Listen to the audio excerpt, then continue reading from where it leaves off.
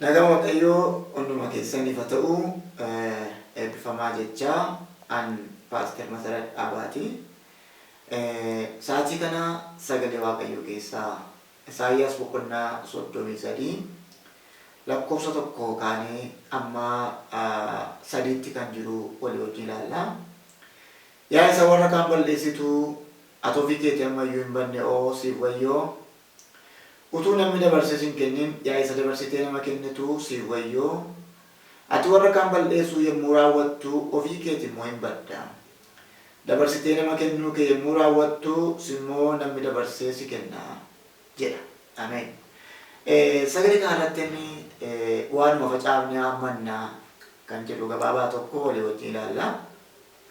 Biyya lafaa kana keessaa dhalli namaa waanuma facaasee akka inni hammatu ofirrattis, biyyarrattis, namarrattis argaa jirra. Gaarii yoo goone gaariitu nuu ta'a. Hamaa yoo goone immoo hamaatu nuu ta'a. Namni waan gaarii godhu yoomiyyuu waan gaarii hin dhabu. Namni waan namaa raawwatu immoo yoomiyyuu waan namaa isa hin hanqaatu. Sagaleen kuni dabarsanii wal kennuu, dabarsanii nama lafafuu, dabarsanii wal gurguruu haasa'a. Eega maal jedhaa yoo warra kaan xumurtu darabeen itti aanu kan keedha. Akka jechuun yooti nama dhiibde kan si dhiibu jira, yooti nama ajjeeste kan si ajjeesutu jira, yooti dabarsitee nama laatte immoo kan dabarsee si kennu namni biraan jira jechuudha. Egaan as keessatti waan goone hinuma argannaa jechuudha. Yoo gaarii goone gaariitu nuu ta'a, yoo hamaa goone immoo hamaatu nuu ta'a. Yeroo amma keessa jiraannu kana dhalataan ola deemu hundumtuu, namni ola deemu hundumtuu utuunni waan hamaa godhuu agarra. Yaada kanaan wal qabee waa'ee biyya keenya biyya Itoophiyaan waa dubbachuu barbaada. Barri nuti amma jiraannu barri namni hundumtuu dabarsee wal kennee, dabarsee wal gurguraa jirudha. Dhimma polotikaa fakkeessee, dhimma dhuunfaasaa fakkeessee, inni qulqulluu yeroo du'u, inni hamaa yeroo faarfatamutu jira yeroo nama keessa jirtu kun.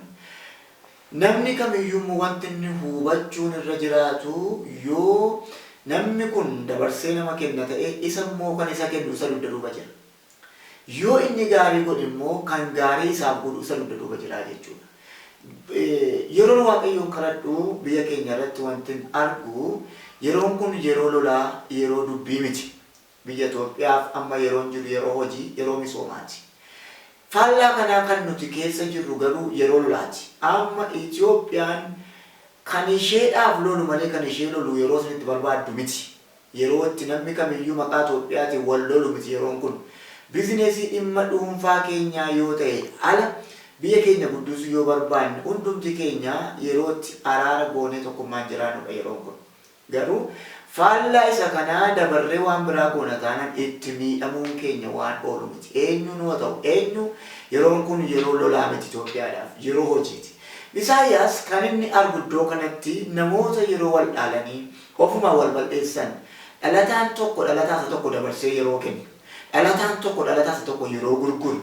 Bu'aan itti argamu hin jiru. Hunduu wal tokkomaa, hunduu wal gurguraa, hunduu dabarsee wal kenna. Isaayyaas Waaqayyo irraa maal dhaga'ee rakkoon qabu dabarsitanii wal kennuun keessan. Rakkoon qabu wal basaasuun keessan garuu waan tokkoof qophaa'aa taa'e. Annas maanni dabarsitee erga nama kennitee xumurtee booddee.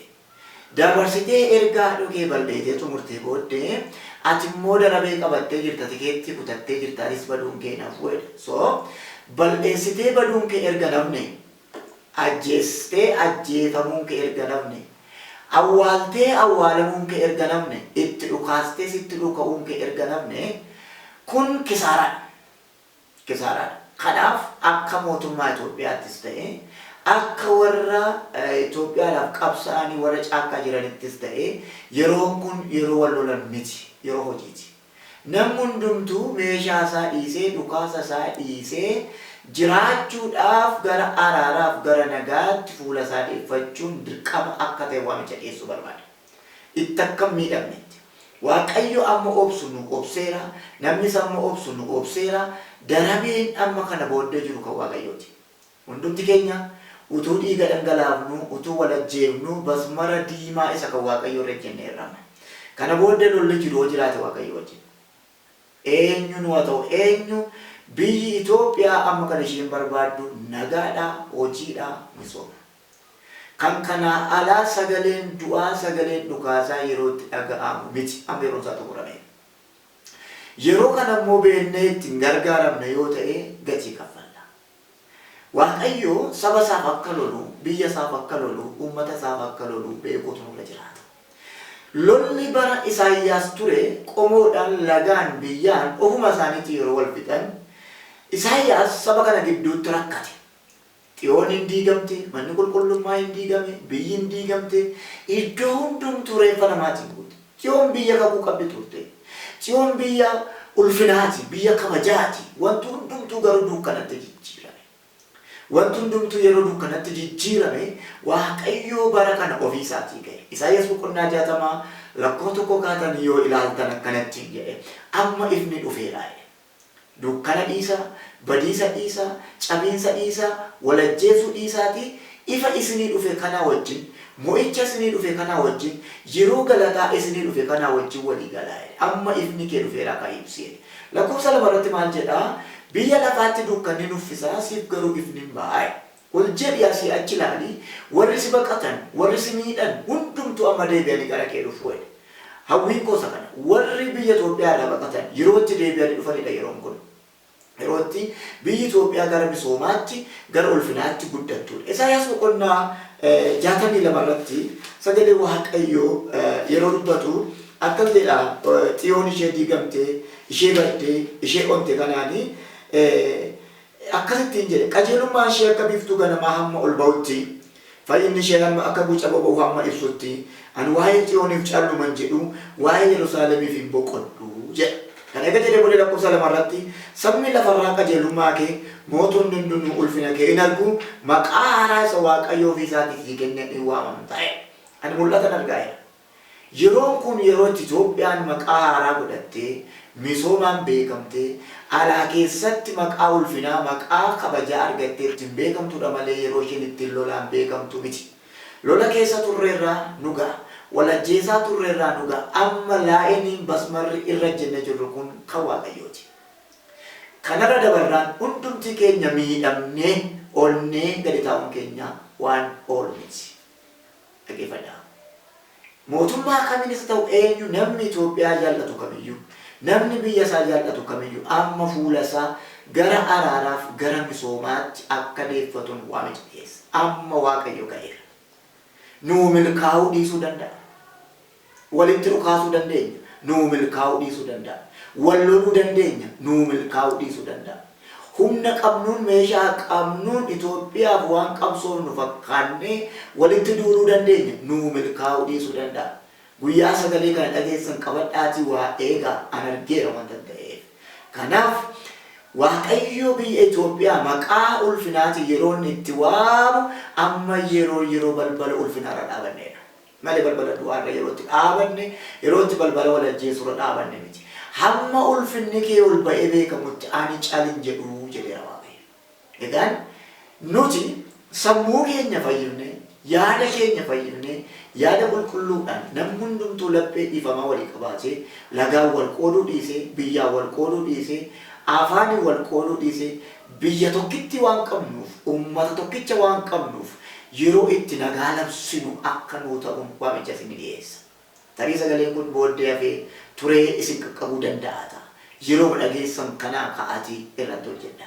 Kan nuti qabnu biyyi filannoo qabu hin jiru. Namoonni baay'een tarii keessaa baqachuu danda'u. Nuti keessaa baqachuu hin dandeenyu. Namoonni tarii keessaa badanii salphatanii nu ta'a. Nu keessaa baduus hin dandeenyu. Waa'ee biyya keenyaaf immoo salphachuun kana caalaa nurra hin jiraatu. Mootota Itoophiyaa darban yoo laaltan, yoo lakkooftan, warri gaarii godhan eenyu fa'i? Warri biyya oolfatan eenyu fa'i? Namoonni kun polotikaa mataa isaaniif hojjechaa turan immoo uummataaf hojjechaa turan yoo jenne seenaan waan dubbatuuf isinuu waan beektaniif dubbachuu hin barbaachisiisu. Amma gaa yeroo Waaqayyoo Itoophiyaan yeroo itti misoomtu, Itoophiyaa yeroo itti ol kaatee mul'attu, baandiraan Itoophiyaa biyya Itoophiyaa duwwaatu hin ta'in biyya addunyaatti yeroo itti ol ka'ee beekamudha yeroon kun. Yeroo itti Itoophiyaan misooma ishee biyya alaa biyya keessatti labsitu, yeroo itti Itoophiyaan eebba ishee nyaattudha malee yeroon kun yeroo itti Itoophiyaan qomoodhaan lagaan afaanii wal qoodanii wal ajjeesan miti. Kanaaf Isaayyaas maal jedhee wanta ati goote sirra ga'aadha. Isaayyaas boqonnaa 33 kun nama hundumaa naasisuu danda'a. Yasa dabarsitee nama kennitu, yasa nama bal'eessitu rakkoon qabu itti fufii warafaa qabattee jirta. Akkuma ati nama ajjeeste namni si ajjeesu jira. Akkuma ati nama salphifte kan si salphisu immoo si booddee jira. Ituu kun jiruu namni gaarii gochuu hin dandeenye. Namni hundumtuu tikeetti badiisaa waan kutatee du'uuf ajjeesuuf hiriira fakkaata. Du'uuf ajjeesuu dugda duuba isaa bu'aan jiru hin jiru. Namni yoo fala dhabe duwwaa filannoo du'aa filata. Nummoo fala qabna. Waan nu baasu qabna. Amma filannoo du'aa yerootti filannu miti. Yerootti lolatti wal ariinu miti. Yerootti lolatti wal arginu wal leenjifnu miti. Yerootti yeroon kun akka mul'ata argutti yerootti fuula keenya gara misoomaatti deebifnee dargaggoota duulattoofnee fixaa jirru. Inni kaan dargaggoota caakkaatti waamnee yerootti fixaa jirru. Kana miti amma yerootti dargaggoota kana misoomatti waamnee hojiitti waamnee biyya keenya ulfeessinudha yeroon kun. Tarii hindinnee kanarra tarkaanfanna yoo ta'e badiisa dhufuuf itti gaafatamummaa dhufuuf abbaan of qopheessuu qaba. Laayiniin kana booddee jiru kan Waaqayyooti. Fara'oon mataa jabaate Fara'oon. Waan Waaqayyootti dubbatu hin dhageenye. Waan Waaqayyootti hin jedhu hin dhageenye. Gaddiis ittiin jennaan dhaga'uu dide. Museen amma raaju raajee. Museen amma dubbate. Sabi samma iyyee gaafa dadhabu hin dhiisee manatti galee taa'e. Waaqayyo garuu gaafa ka'u akka jedhee gadi qabamuu saba kanaa ani argeera. Iyyi saba kanaa na bira ga'eera. Amma kana booddee darabeen kan kooti jedhee Waaqayyo ejjennoo dhumaa fudhate. Obboloota koo amma darabee Waaqayyo irra geenyeerra. Amma marsaa Waaqayyo irra geenyeerra. Amma basmara Waaqayyo galleerra. Amma biyya Waaqayyo yookaan bulchiisa Waaqayyo jala galleerra. Wanta nu goonu kana booddee yoo jiraate itti gaafatamummaa jalaa waan baanu natti hin fakkaatu. Mootummaan si gaafatu hin jiru, biyyi si gaafatu hin jiru. Garuu abbaan biyyichaa Waaqayyo inuma isin gaafata. Gara hojiitti, gara misoomaatti fuula isaa akka deeffatu. Inni caakkaas ta'e inni biyyaas lolli waan nu fayyadneef hundumtuu gara hojiitti akka deebi'uun waamicha godheessaa eebbifamaa an Paaster Masarat Dhaabaatii turtii gaarii.